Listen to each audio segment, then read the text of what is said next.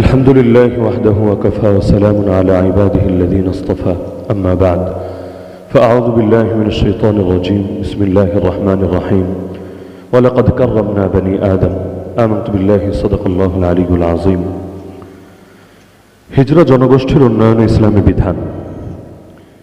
আমরা কয়েকটা উপশিরোনামের অধীনে এই বিষয়ে আলোচনা করব।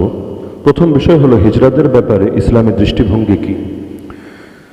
মহান আল্লাহ তাআলা মানুষকে সৃষ্টির সেরা এবং সর্বাধিক সম্মান ও মর্যাদার আসন দান করেছেন। আল্লাহ তাআলা বলেন, ওয়ালাকাদ কাররামনা বনি আদম ওয়া হামালনাহুম ফিল বাররি ওয়াল বাহর ওয়া রাযাকনাহুম মিনাত তাইয়্যিবাত ওয়া ফাদ্দালনাহুম আলা কাসীরিম মিম্মান খালাকনা তাফদীলা।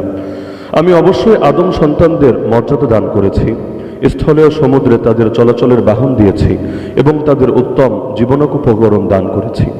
আর আমি অন্য যত কিছু সৃষ্টি করেছি তার অধিকাংশের উপরই তাদেরকে শ্রেষ্ঠত্ব দান করেছি। সূরা বনী ইসরাঈল আয়াত নম্বর 70। সুতরাং নারী পুরুষ আর হিজরা সকলেই আল্লাহ তাআলা সৃষ্টির সেরা জীব, কাজেই হিজরাদের ভিন্ন চোখে দেখার কোনো সুযোগ নেই।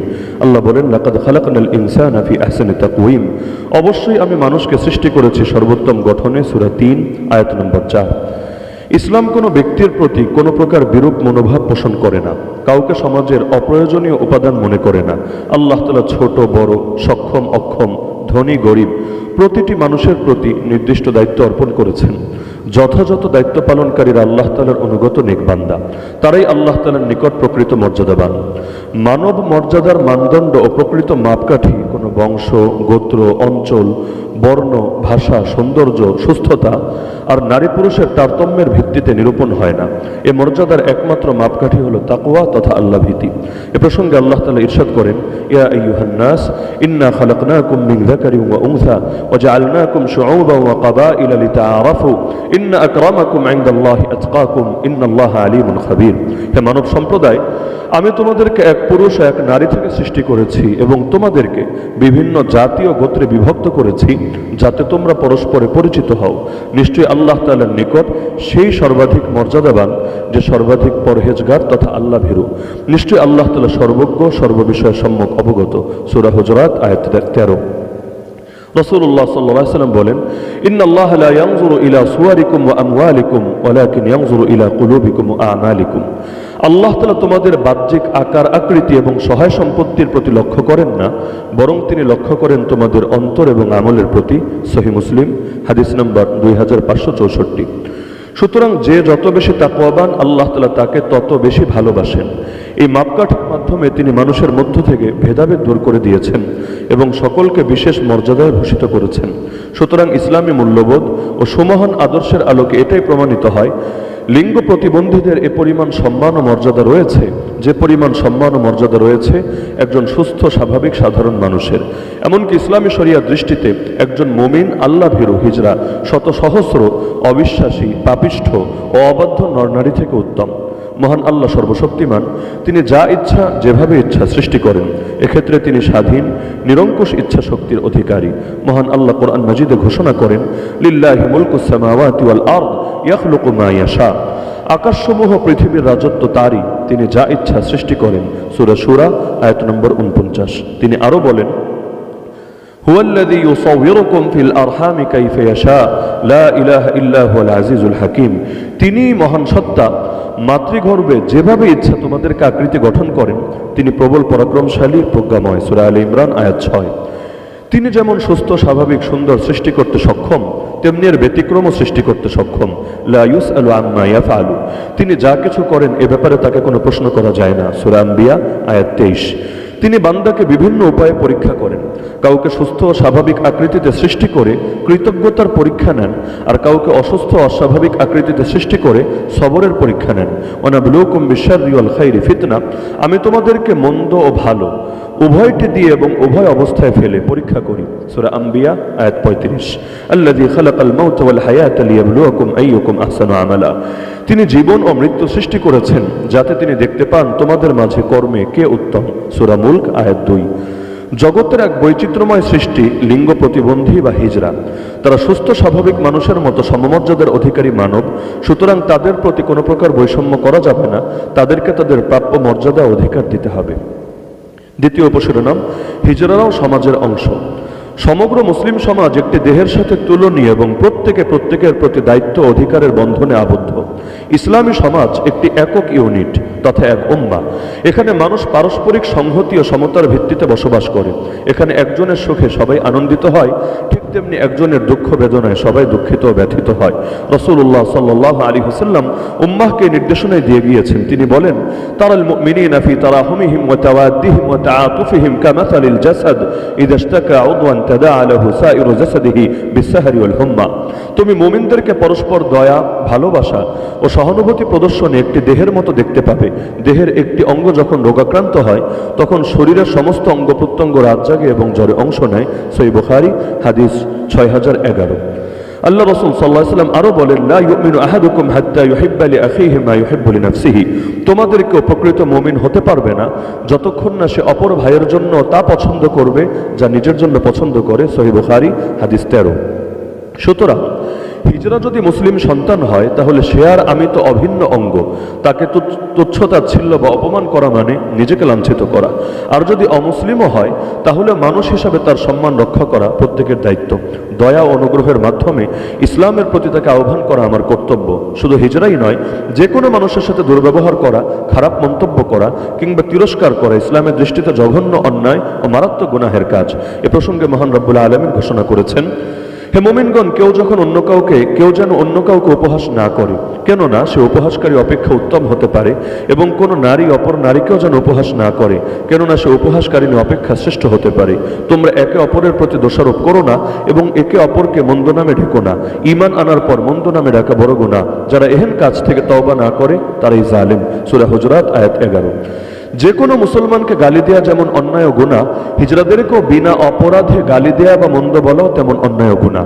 কোনো মুসলমানকে তুচ্ছতাচ্ছিল্য করা যেমন পাপ, হিজড়াদেরকে তুচ্ছ জ্ঞান করা এর চেয়ে কোনো অংশ ছোট পাপ নয়। কারণ তাদের এই দুর্বলতার কারণে তাদের প্রতি ঠাট্টা বিদ্রুপ করার অর্থ হলো আল্লাহ তাআলা সৃষ্টিকে নিয়ে হাসি ঠাট্টা করা, তার সৃষ্টিকে হাসি তামাশার বিষয় বানানো। সর্বোপরি এটা আল্লাহ তাআলার প্রতি অভিযোগ এবং অনুযোগ আরোপ করা শামিল। তাই ইসলামী শরিয়াত দৃষ্টিতে এটা খুবই গর্হিত অন্যায় কাজ।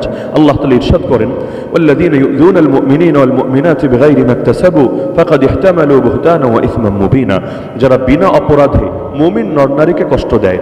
এখানে যদিও নরনারী শব্দ ব্যবহার করা হয়েছে, কথাটা ব্যাপক, কারণ হিজরা তারাও কোনো না কোনো এক ক্যাটাগরির মধ্যেই পড়বে, যেটা আমাদের বিস্তারিত আলোচনার মধ্যে আসবে। তারা মিথ্যা অপবাদ, যারা বিনা অপরাধে কষ্ট দেয় তারা মিথ্যা অপবাদ ও প্রকাশ্যে পাপের বোঝা বহন করে। সূরা আহজাব আয়াত 58। এ প্রসঙ্গে রাসূলুল্লাহ সাল্লাল্লাহু আলাইহি ওয়াসাল্লাম ইরশাদ করেন, তোমরা দোষ তালাশ করো না, একে অন্যের পেছনে গোয়েন্দাগিরি করো না, পরস্পর হিংসা পোষণ করো না, একে অন্যের প্রতি বিদ্বেষ ভাব পোষণ করো না এবং পরস্পর বিরোধে লিপ্ত হয়েও না। তোমরা সবাই আল্লাহর বান্দা, ভাই ভাই হয়ে যাও। সহিহ বুখারী হাদিস 6064। আজ আমাদের সমাজে যারা লিঙ্গ প্রতিবন্ধী তারা তো আমাদেরই কারো না কারো পরিবারের সদস্য, কারো ভাই বোন, কারো সন্তান। তাই তাদের সাথে খারাপ আচরণ করা এটা শুধু অনইসলামিকই নয়, সম্পূর্ণ অমানবিকও বটে। কোনো পরিবারে হিজরা শিশু জন্ম নিলে শুধু শিশুটিই নয়, গোটা পরিবারই তুচ্ছতাচ্ছিল্য আর বিদ্রুপের শিকার হয়। কেমন যেন শিশুটি পাপ নিয়ে পৃথিবীতে এসেছে। রাসূলুল্লাহ সাল্লাল্লাহু আলাইহি ওয়াসাল্লাম বলেন, বিহাসবি ইমরিইম মিনাশ শার আন ইয়াহকিরা আখাহুল মুসলিমা। কোনো মানুষ নিকৃষ্ট হওয়ার জন্য এতটুকুই যথেষ্ট, সে তার অপর ভাইকে তুচ্ছ জ্ঞান করবে। সহিহ মুসলিম হাদিস 2564। কিন্তু বর্তমান সমাজ ব্যবস্থায় দুর্বল ও অসহায় হিজরা শ্রেণী নানা নিগ্রহের শিকার, অথচ সামাজিক সদস্য মানব সন্তান হিসাবে প্রত্যেকেরই রয়েছে সমান অধিকার।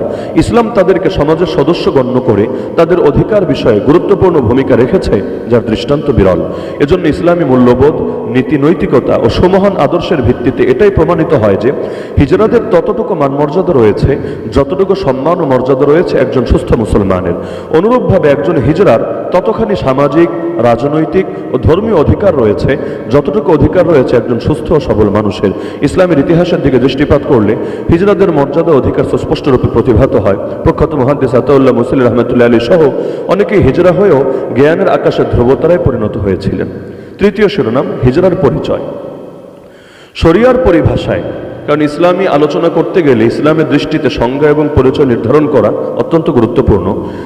শরিয়ার পরিভাষায় হিজরা বলা হয় যার পুংলিঙ্গ স্ত্রীলিঙ্গ উভয়টি রয়েছে, অথবা এর কোনোটিই নেই, শুধু প্রস্রাবের জন্য একটিমাত্র ছিদ্রপথ রয়েছে। সংক্ষেপে, একই দেহে স্ত্রী ও পুংচিহ্ন যুক্ত অথবা উভয় চিহ্ন মানে নিদর্শন বিযুক্ত মানুষই হলো লিঙ্গ প্রতিবন্ধী বা হিজড়া। ফতোয়া শামী 5 নম্বর খণ্ড 464 নম্বর পৃষ্ঠা। হিজড়াদের শ্রেণীবিন্যাস: 1 পুরুষ শ্রেণী, 2 নারী শ্রেণী, 3 তৃতীয় শ্রেণী। 1 যে সকল হিজড়ার মধ্যে দাড়ি গোঁফ গজানো, নারী সহবাসে সক্ষমতা ও স্বপ্নদোষ জাতীয় নরচিহ্ন প্রকাশিত হয় তারা পুরুষ শ্রেণীভুক্ত হিজড়া। 2 যে সকল হিজড়ার মধ্যে স্তন, ঋতুস্রাব, সহবাসের উপযোগিতা, গর্ভ সঞ্চার হওয়া ইত্যকার নারী চিহ্ন প্রকাশিত হয় তারা নারী শ্রেণীভুক্ত হিজড়া। এসব কিছু তো প্রাপ্তবয়স্ক হওয়ার পরের কথা, শৈশবেও তাদের লিঙ্গ নির্ধারণ করা সম্ভব। যদি পুরুষ লিঙ্গ দ্বারা প্রস্রাব নির্গত হয় তাহলে সে পুরুষ, আর যদি নারী লিঙ্গ দ্বারা প্রস্রাব নির্গত হয় তাহলে সে নারী। যদি উভয়টি দ্বারাই প্রস্রাব নির্গত হয় তাহলে যেটা থেকে অগ্নি নির্গত হবে তার ভিত্তিতেই বিধান প্রযোজ্য হবে। 3 যে সকল হিজড়ার মাঝে নারী পুরুষের কোনো নিদর্শনই পরিলক্ষিত হয় না অথবা উভয় ধরনের নিদর্শনই সমানভাবে পরিলক্ষিত হয় তারা তৃতীয় শ্রেণীভুক্ত হিজড়া। ইসলামী আইনের ভাষায় তাদেরকে খুনসায়ে মুশকিলা তথা জটিল হিজড়া বা প্রকৃত হিজড়া নামে অভিহিত করা হয়। বৈজ্ঞানিক ও মনস্তাত্ত্বিক দিক থেকে তাদেরকে সাধারণত হার্মফ্রোডাইট বা ইন্টারসেক্স হিসেবে চিহ্নিত করা হয়। সোজা বাংলায় উভয় লিঙ্গ। তাদের আবার 2 ভাগে ভাগ করা হয়: প্রকৃত উভলিঙ্গত্ব এবং অপ্রকৃত উভলিঙ্গত্ব। তবে বাস্তবে প্রকৃত হিজড়ার সংখ্যা খুবই কম। যেসব হিজড়া পুরুষ শ্রেণীভুক্ত তাদের জন্য পুরুষের বিধান প্রযোজ্য, আর যেসব হিজড়া নারী শ্রেণীভুক্ত তাদের জন্য নারীদের বিধান প্রযোজ্য। জেনেটিক কারণে তাদের শারীরিক যে সমস্যা এর চিকিৎসা করিয়ে পুরুষের দেহে নারীত্বের যেসব নিদর্শন রয়েছে এবং নারীর দেহে পুরুষত্বের যে নিদর্শন রয়েছে তা দূর করে স্বাভাবিক মানুষের আকৃতি ধারণ করা শরিয়ার দৃষ্টিতে বৈধ। পরবর্তী শিরোনাম: হিজড়া জনগোষ্ঠীর উন্নয়ন ইসলামের নির্দেশনা। ইসলামে প্রতিটি মানুষকে সম্মানের সাথে দেখার শিক্ষা দেওয়া হয়েছে এবং সমাজের প্রতিটি শ্রেণীর প্রতি ন্যায্যতা ও ন্যায়বিচার নিশ্চিত করার উপর গুরুত্ব দেওয়া হয়েছে। হিজড়া জনগোষ্ঠীর উন্নয়নের ক্ষেত্রে ইসলামী দৃষ্টিকোণ থেকে কিছু গুরুত্বপূর্ণ দিক নিচে তুলে ধরা হলো। 1 মানবীয় মর্যাদা ও সমানাধিকার। কোরআনী ভিত্তিক। কোরআন মানবীয় মর্যাদার প্রতি গুরুত্ব আরোপ করে। আল্লাহ বলেন, ওয়ালাকাদ কাররামনা বানি আদম, আমি নিশ্চয়ই আদম সন্তানকে সম্মানিত করেছি। সূরা বনী ইসরাঈল আয়াত 70। অতএব লিঙ্গ পরিচয় যাই হোক না কেন প্রতিটি মানুষ, প্রতিটি আদম সন্তান সম্মান পাওয়ার অধিকার রাখে।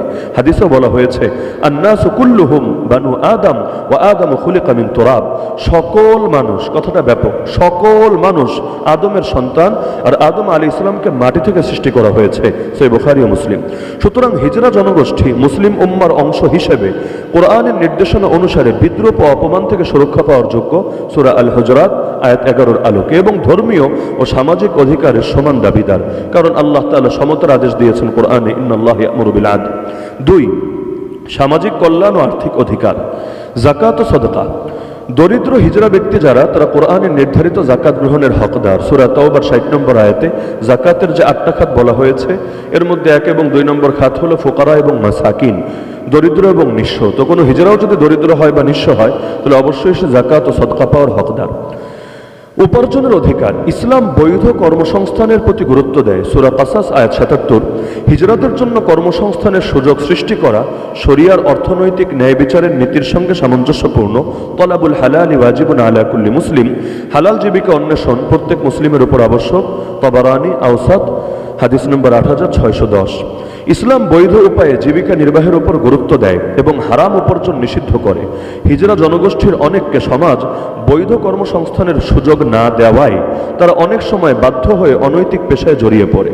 কারণ আমাদের দেশে এখন এই ট্যাবুও ভাঙেনি, সামাজিক সচেতনতাও গড়ে ওঠেনি, এবং রাষ্ট্রের যে দায়িত্ব তারাও যথাযথভাবে এখনও সেটা নিশ্চিত করতে পারেনি।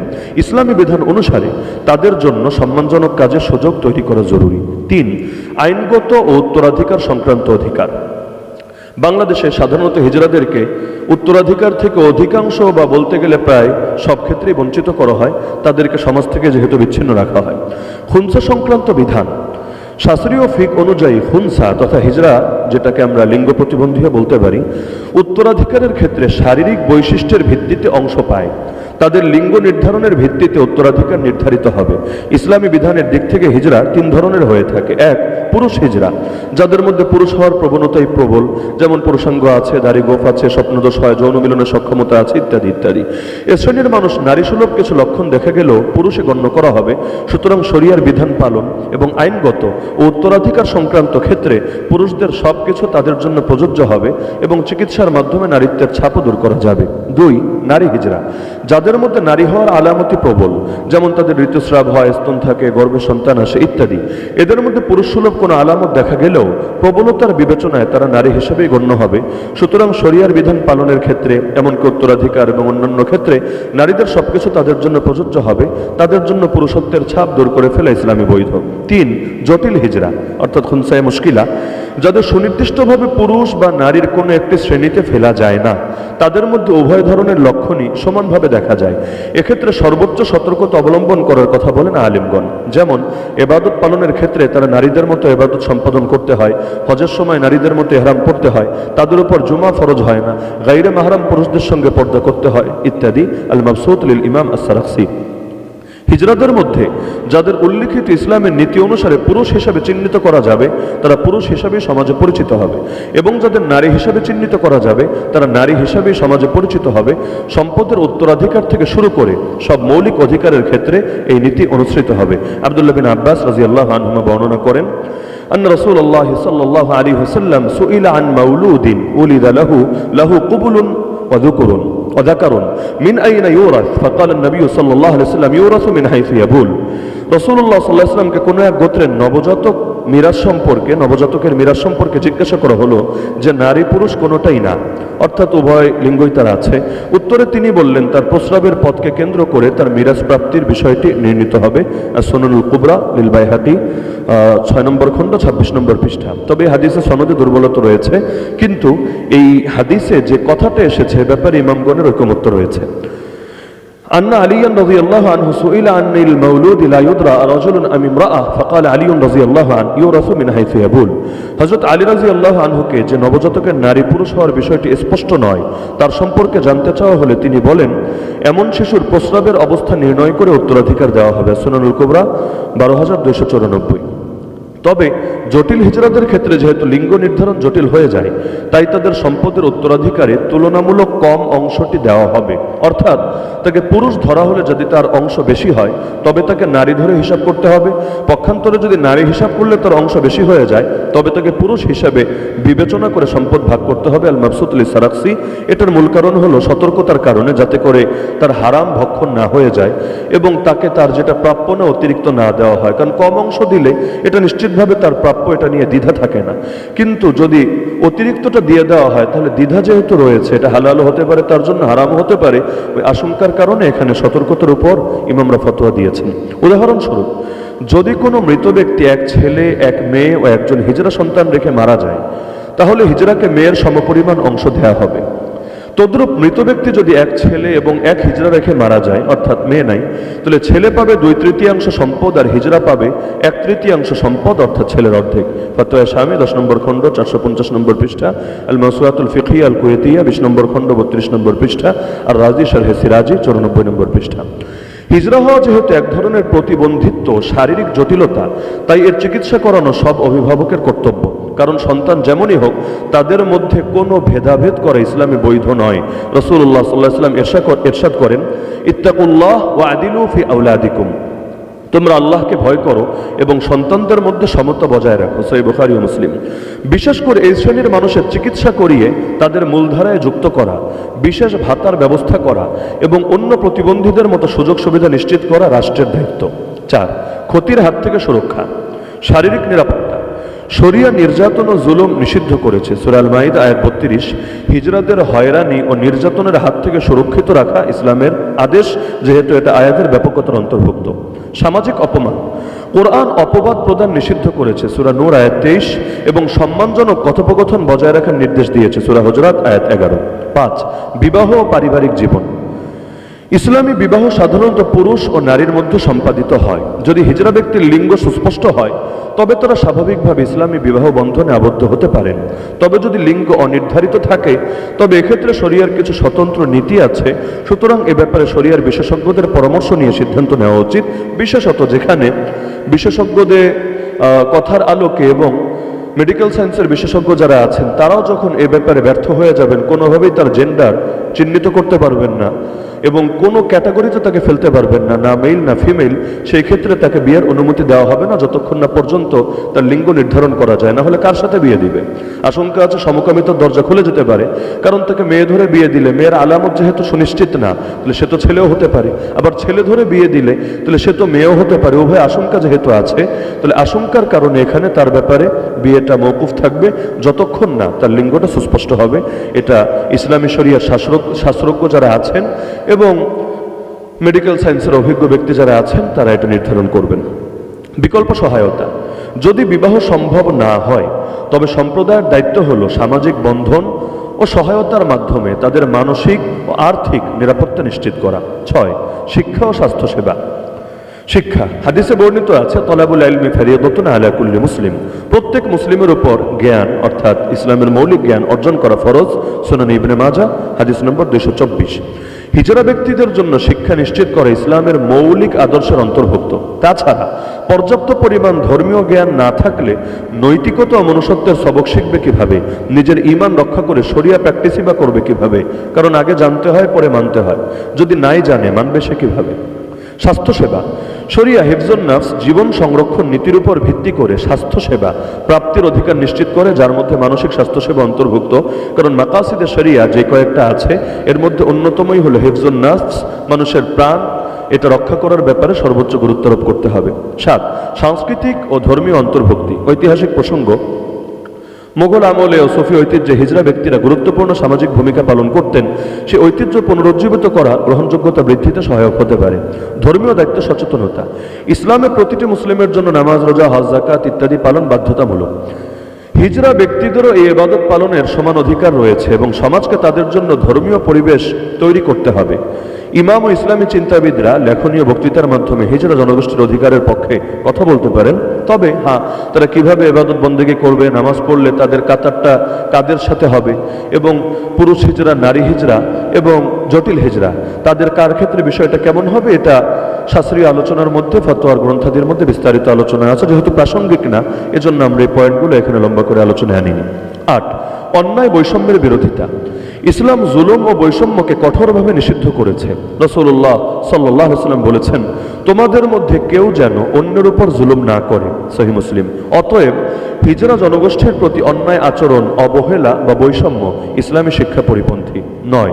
সামাজিক স্বীকৃতি ও দায়িত্ব। রাসূলুল্লাহ সাল্লাল্লাহু আলাইহি ওয়াসাল্লাম সর্বদা সমাজের প্রান্তিক জনগোষ্ঠীর প্রতি সহানুভূতি দেখিয়েছেন। হিজরা জনগোষ্ঠীর প্রতি করুণা নয়, বরং ন্যায় বিচার ও সমান অধিকারের ভিত্তিতে সমাজ গঠন করা ইসলামের আদর্শ। 10. আইন ও নীতি। মুসলিম সংখ্যাগরিষ্ঠ দেশগুলো শরিয়া নীতির সঙ্গে সামঞ্জস্য রেখে বৈষম্য বিরোধী আইন প্রণয়ন করতে পারে হিজরাদের ক্ষেত্রে। এক্ষেত্রে আমি সরকারের প্রতিও দুইটা বিষয়ে দৃষ্টি আকর্ষণ করব। এক হলো যে আইনগুলো করা হবে, আইন করা তো অবশ্যই গুরুত্বপূর্ণ। বিশেষ করে এই বৈষম্যমুক্ত বাংলাদেশে আমরা এটাই আশা করি সকলের ক্ষেত্রেই বৈষম্যমুক্ত আইন প্রযোজ্য হবে এবং সবাইকেই সমতার ভিত্তিতে একই ধরনের অভিন্ন দৃষ্টিতে দেখা হবে। কিন্তু আমাদের সরকারের প্রতি এটা বিনীত আহ্বান থাকবে যে হিজরাতের বিষয়টা যেহেতু জটিল এবং এক্ষেত্রে ইসলামের সুনির্দিষ্ট কিছু নীতিমালা, কিছু বিধিবিধান রয়েছে, সুতরাং তারা পলিসি মেকিংয়ের ক্ষেত্রে, আইন কানুন করার ক্ষেত্রে তারা অবশ্যই যাতে ইসলামিক স্কলার যারা আছে, ধর্মীয় বিদ্বান যারা আছেন, বিশেষজ্ঞ যারা আছেন, তাদেরকেও তারা সেই পলিসি মেকারদের অন্তর্ভুক্ত রাখেন এবং তাদের সাথে পরামর্শ করে তাদের প্রস্তাবনার, সুনির্দিষ্ট প্রস্তাবনার ভিত্তিতেই তারা যাতে আইন করেন। না হলে হতে পারে, আল্লাহ না করুন, হতে পারে যেমন কিছু করা হলো যার জন্য দেশে একটা অস্থিতিকর পরিস্থিতি তৈরি হলো, অনেকের ভেতর ক্ষোভ সঞ্চার হলো। তো আমরা চাই তাদের অধিকারটা এমন পন্থাই বাস্তবায়িত হোক যেটা আল্লাহ কর্তৃক অনুমোদিত, রাসূল কর্তৃক অনুমোদিত। আর ইসলামের চাইতে অধিক সাম্য, অধিক শান্তি দ্বিতীয় কেউ নিশ্চিত করতে পারবে না। সুতরাং আমাদের দুটো আহ্বান, এক হলো শরিয়া আইনের সাথে সামঞ্জস্য রেখে দ্রুততম সময়ে বৈষম্য বিরোধী আইন এই হিজরাতের ক্ষেত্রেও নিশ্চিত করা দরকার এবং এক্ষেত্রে অবশ্যই ইসলামিক স্কলার যারা রয়েছেন তাদেরকে পলিসি মেকারদের অন্তর্ভুক্ত রাখা দরকার। এবং আমি আশা রাখি আজকের প্রোগ্রামটাও যেহেতু এ ধরনের একটা স্বপ্ন এবং লক্ষ্যকে সামনে রেখে আমি আশা রাখি অবশ্যই সরকার বিষয়টা সুবিবেচনায় আনবেন এবং তারা পলিসি মেকিংয়ের ক্ষেত্রে ওলামায়ে কেরাম এবং যারা ইসলামিক স্কলার আছেন তাদেরকে দূরে রেখে তারা কোনো কিছু করবেন না। আরও কয়েকটি সুনির্দিষ্ট প্রস্তাবনা। সবচেয়ে উল্লেখযোগ্য ভূমিকা রাখতে হবে পিতামাতাকে। হিজড়া সন্তান জন্ম নিলে বিদ্যমান সমাজের বাস্তবতার কারণে পিতামাতা প্রচণ্ড লজ্জা বোধ করে, বিশেষ করে যখন একটা প্রাইমারি লেভেলে যাওয়ার পর তাদের চলাফেরা, আচরণ, উচ্চারণ অনেক কিছুর মধ্যে ভিন্নতা আসে এবং সমাজে তাদেরকে বিভিন্নভাবে হেয় করা হয়, লজ্জা দেওয়া হয়। তো একটা এই ট্যাবুর কারণে পিতামাতাও তারা অনেকটা নিজেদেরকে তুচ্ছ মনে করে সমাজের কাছে, এবং তখন দেখা যায় ধীরে ধীরে বাচ্চাগুলো ফ্যামিলি থেকে, সমাজ থেকে আলাদা হয়ে যায়, তারা ডেরায় চলে যায়। আর সৎসঙ্গে স্বর্গবাস, অসৎ সঙ্গে সর্বনাশ। সেই অসৎ সঙ্গ এবং ওই দুষ্ট পরিবেশের কারণে ধীরে ধীরে তাদের ভেতরও বিভিন্ন ঝামেলা এসে ঢুকতে থাকে। পিতামাতাকে বুঝতে হবে হিজড়া সন্তান জন্ম হওয়ার ভেতর লজ্জার কোনো কারণ নেই, বরং লজ্জাবোধ করা এক ধরনের জাহেলিয়াত, চরম অজ্ঞতা। প্রাক ইসলামী যুগের লোকেরা কন্যা সন্তান জন্মালেও লজ্জাবোধ করত। ইসলামী শিক্ষার আলো যাদের অন্তরে পৌঁছায়নি তাদের কাছে আজও পর্যন্ত এটা লজ্জার বিষয়। কিন্তু এই লজ্জা তো প্রশংসনীয় কোনো বিষয় নয় এবং একে প্রশ্রয় দেওয়া উচিত নয়। তেমনি হিজড়া সন্তান জন্ম নেওয়াটাও কোনো লজ্জার বিষয় নয়, বরং এ সন্তান তাদের প্রেম ভালোবাসার ফসল। এটা তাদের জন্য আল্লাহ তাআলার দান, তার নির্বাচন ও পরীক্ষা। তার এ দানকে সন্তুষ্টির সাথে গ্রহণ করতে হবে এবং এ পরীক্ষা উত্তীর্ণ হতে হবে। বস্তুত নিখুঁত হোক আর খুঁতযুক্ত হোক, যে কোনো পুত্র বা কন্যা সন্তান এক প্রকার পরীক্ষা। আল্লাহ তাআলা দেখতে চান পিতামাতা তার দানকে কিভাবে গ্রহণ করছে এবং কিভাবে তাকে গড়ে তুলছে। আল্লাহ প্রদত্ত সন্তানকে আল্লাহর বান্দারূপে গড়ে তোলার মধ্যেই পরীক্ষার কৃতকার্যতা নিহিত। সন্তানকে আল্লাহর বান্দারূপে যদি গড়ে তোলা সাধনা করা না হয়, তবে তা হবে পরীক্ষায় অকৃতকার্যতা। এ কথা যেমন পুত্র কন্যা সন্তানের ক্ষেত্রে প্রযোজ্য, তেমনি প্রযোজ্য হিজড়া সন্তানের ক্ষেত্রেও। কাজেই কোন লিঙ্গের সন্তান সেটা বড় কথা নয়, তার পরিচর্যা কেমন করা হচ্ছে সেটাই আসল কথা। হাদিসে আছে, ইত্তাকুল্লাহ ওয়া আদিলু ফি আওলাদিকুম, তোমরা আল্লাহকে ভয় করো এবং সন্তানদের মধ্যে সমতা করো। এখানে কথাটা ব্যাপক, সন্তান যেই হোক, পুরুষই হোক, নারী হোক, হিজড়াই হোক।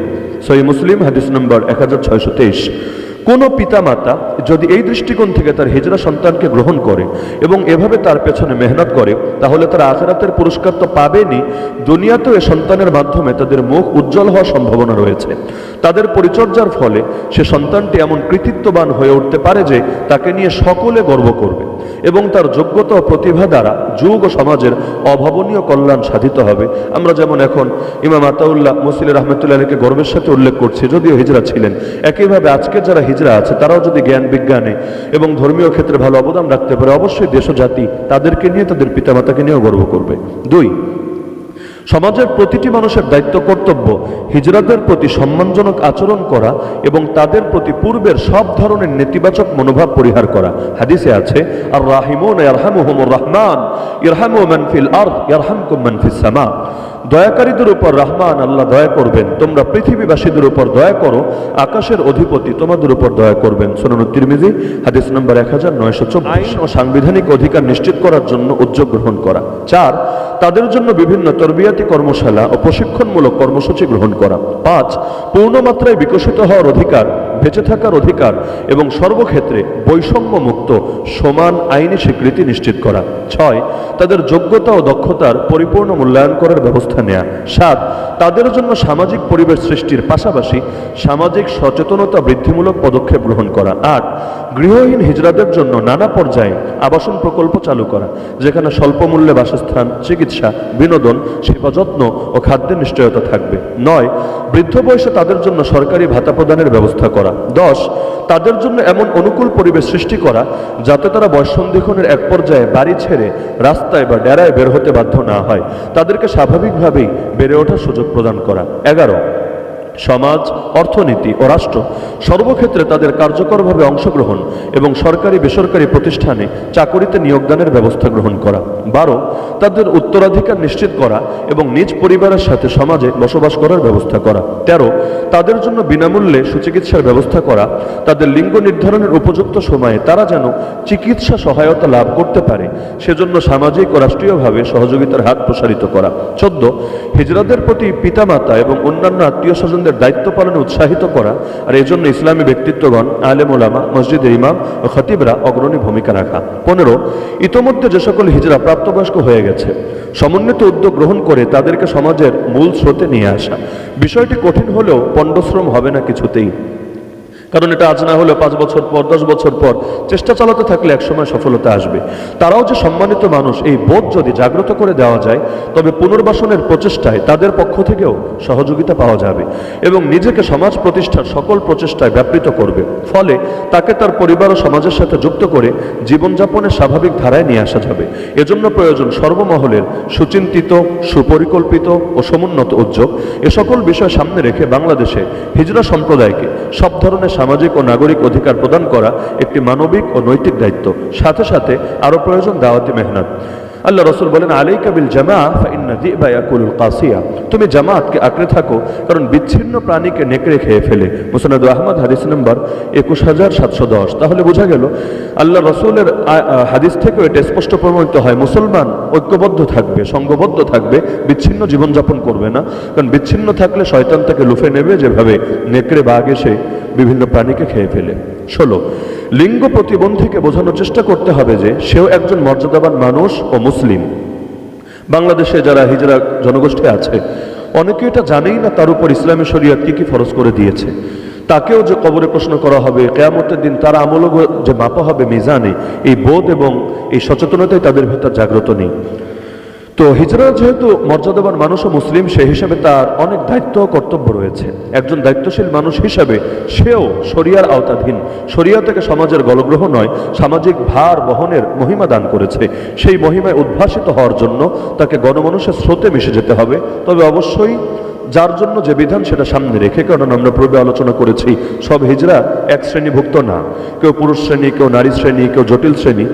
তো সুতরাং তাদেরকে শরিয়া রুলসগুলো ফলো করেই গণমানুষের সাথে মিশে যেতে হবে, এমন যাতে না হয় সবাইকে এক ক্যাটাগরিতে ফেলে মসজিদ করে দেওয়া হলো হিজরা মসজিদ, সেখানে নারী হিজরা, পুরুষ হিজরা, জটিল হিজরা একসাথে স্বাভাবিকভাবে একভাবে নামাজ আদায় করছে। মাদ্রাসা করে দেওয়া হলো, সেখানে গিয়ে সবাই একসাথে থাকছে, একসাথে ঘুমাচ্ছে না, বরঞ্চ এখানে ক্যাটাগরিগুলো ভাগ করে নিতে হবে এবং যে যেই ক্যাটাগরিতে পড়ে তার সাথে সেভাবেই শরিয়ার রুলসগুলো বাস্তবায়ন করতে হবে। কুল্লুকুম রাইন ওয়া কুল্লুকুম মাসউলুন আন রাইয়াতিহি, নবীজি বলেন তোমাদের প্রত্যেকেই দায়িত্বশীল এবং প্রত্যেককে নিজ দায়িত্ব সম্পর্কে জিজ্ঞাসা করা হবে। সহিহ বুখারী হাদিস নম্বর 893। আল্লাহ রাসূল বলেন, আল মুসলিমু ইযা কানা ইউখালিতুন নাস ওয়া ইয়াসবিরু আলা আযাহুম খায়রুম মিনাল মুসলিম আল্লাযী লা ইউখালিতুন নাস ওয়া লা ইয়াসবিরু আলা আযাহুম।